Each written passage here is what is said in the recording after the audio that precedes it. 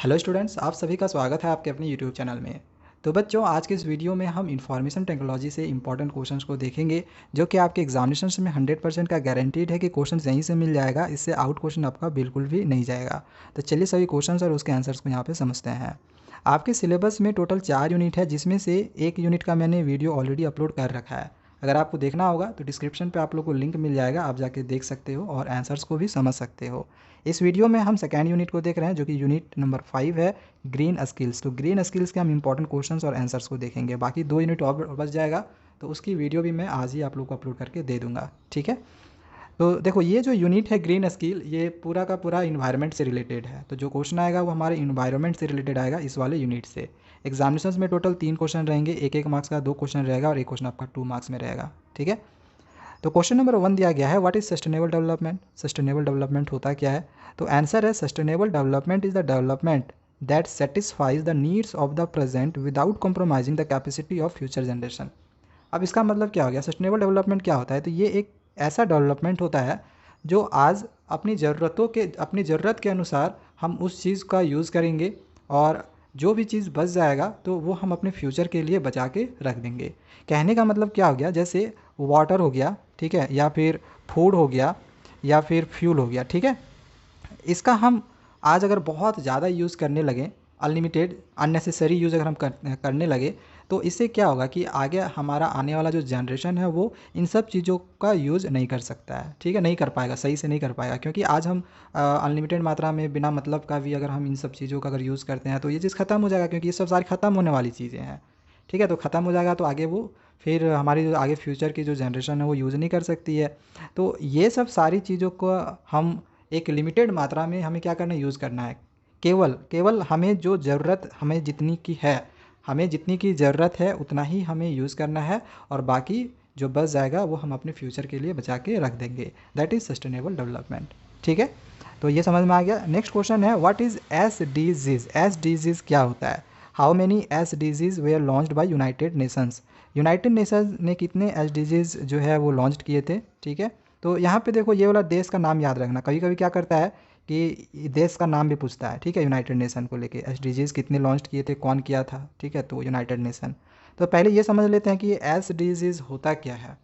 तो लिखा गया कि द सस्टेनेबल डेवलपमेंट गोल्स, यानी कि एसडीजीज, इसका फुल फॉर्म हो गया सस्टेनेबल डेवलपमेंट गोल, एसडीजीज का, are a universal calls of action to end poverty, protect the planet and ensure that all people enjoy peace and prosperity. अब देखो, इसका मतलब क्या हो गया? एच डिजीज़ का मतलब क्या हो गया कि ये एक तरह का ऐसा, समझ लो, एक ऐसा एक कॉम्पैक्ट है जो चलाया जा रहा है ताकि जो पोवर्टी है, जो गरीबी है, उसको ख़त्म किया जा सके, प्लैनेट को प्रोटेक्ट किया जा सके, बचाया जा सके, और जो लोग हैं वो आज़ादी से और शांति से जी सके। ठीक है, तो ये हो गया एच डिजीज़। अब क्वेश्चन इसमें पूछा गया कितने एच डिजीज़ यूनाइटेड नेशन ने लॉन्च किए थे? तो 17 के नाम भी आपको अगर देखने होंगे तो यहाँ पे मैं दे दे रहा हूँ, आप देख सकते हो। ओके। और बाकी यहाँ पे पूछा गया है नेक्स्ट क्वेश्चन में कि कोई भी 2 एच डिजीज़ के हमें नाम लिखने हैं, राइट एनी 2 एच डिजीज़। तो एक तो पोवर्टी हो गया और दूसरा जेंडर इक्वेलिटी हो गया। ठीक है, इसमें 17 है, जैसे कि अभी मैंने आप लोग को बताया था, दिखाया था। तो 17 में से कोई भी 2 अगर लिखने के लिए आता है तो आप लिख सकते हो। ठीक है, कोई भी 2 लिख सकते हो। नेक्स्ट क्वेश्चन नंबर 4 दिया गया है, write 2 problems which arises due to deforestation. Deforestation के कारण कौन से 2 प्रॉब्लम अराइजेज हुए हैं, तो वो हमें लिखना है। तो एक तो प्रॉब्लम सॉइल इरोजन का हो गया, और दूसरा होता है डिग्रेडिंग क्वालिटी ऑफ लैंड। ठीक है, तो यहाँ पे 2 प्रॉब्लम्स हो गए डिफॉरेस्टेशन के। क्वेश्चन नंबर 5 है, write 2 issues which arises due to exploitation of environment. Environment के एक्सप्लॉयटेशन के कारण कौन से 2 इश्यूज अराइज हुए? तो फर्स्ट तो हो गया ग्लोबल वार्मिंग, और दूसरा क्या है? Climate change. Next question number 6 है, what are 4 Rs in reference to management of waste. 4 Rs क्या क्या है मैनेजमेंट ऑफ वेस्ट के? तो एक तो है रिफ्यूज़, दूसरा है रीड्यूस, थर्ड है रीयूज़, और फोर्थ है रिसाइकिल। ये एकदम आप याद रख ले। ठीक है। नेक्स्ट क्वेश्चन नंबर 6 है, what is up cycle. Up cycle क्या होता है? देखो, आंसर यहीं पे लिखा गया है, upcycle is a new concept wherein old used material is modified. देखो, अप साइकिल क्या होता है? ये एक तरह का एक नया कॉन्सेप्ट है जिसमें जो ओल्ड चीज़ें होंगी उनको क्या किया जा रहा है? मॉडिफाइड करके उसको न्यू बनाया जा रहा है। And a new product is created to share with needy interested people. और जो जो न्यू प्रोडक्ट बनाए जा रहे हैं, ठीक है, उसको जिन जिन पीपुल्स को ज़रूरत होगा या फिर जिनको इंटरेस्ट होगा तो उनके लिए वो क्रिएट किया जा रहा है। ओके, चलिए नेक्स्ट आगे क्वेश्चन नंबर 7 को देखते हैं। 7 है right to advantages of using kulhads in place of plastic cups. Plastic cups के मुकाबले में कुल्हाड़्स का क्या दो यूज़ है हमें लिखना है। ठीक है, मतलब दो एडवांटेजेस हमें लिखने हैं। तो फर्स्ट तो एडवांटेजेस यहाँ पे लिखा गया है कि job creation for potters, potters के लिए क्या करता है, ये जॉब क्रिएशन करता है, जॉब बनाता है। ठीक है, सेकेंड दिया गया है reduce plastic waste, plastic waste को ये रिड्यूस करता है। दो यहाँ पे हो गए। नेक्स्ट क्वेश्चन नंबर 8 है write 3 problems related to sustainable development. 3 problems हमें सस्टेनेबल डेवलपमेंट से रिलेटेड लिखने हैं। तो ये तो जब ऊपर हम समझा रहे थे सस्टेनेबल डेवलपमेंट होता क्या है, तो उसी टाइम बताए थे कि जो सस्टेनेबल डेवलपमेंट के 3 प्रॉब्लम्स हैं वो फूड है, बहुत सारे लोग फूड को बर्बाद कर रहे हैं। ठीक है, उसके बाद वाटर है, बिना मतलब का नल को खुला करके छोड़ दे रहे हैं, वाटर को अननेसेसरी यूज़ कर रहे हैं। तो अगर आज हम वाटर को अननेसेसरी यूज़ करें, बिना मतलब का खर्च करें, तो आगे आने वाले जनरेशन के लिए कुछ वो बचेगा नहीं। ठीक है, तो ये एक तरह का क्या है, प्रॉब्लम ही है। नेक्स्ट है फ्यूल, फ्यूल भी एक प्रॉब्लम है। ठीक है, क्योंकि दिन ब दिन क्या हो जा रहा है, ख़त्म होते जा रहा है। तो ये सब जो ख़त्म होने वाली सारी चीज़ें हैं वो हमारी प्रॉब्लम्स में आएंगी सस्टेनेबल डेवलपमेंट के। नेक्स्ट क्वेश्चन नंबर 9 है जो कि लास्ट क्वेश्चन दिया गया है कि list some ways in which we can use resources सेंसिवली।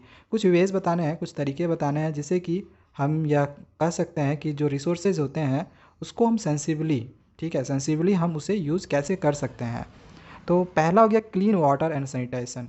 ठीक है, वाटर को क्लीन रखो, सैनिटेशन को क्लीन रखो। सेकेंड है अफोर्डेबल एंड क्लीन एनर्जी। और थर्ड दिया गया है रिस्पॉन्सिबल कंज्यूमर्स एंड प्रोड्यूसर्स।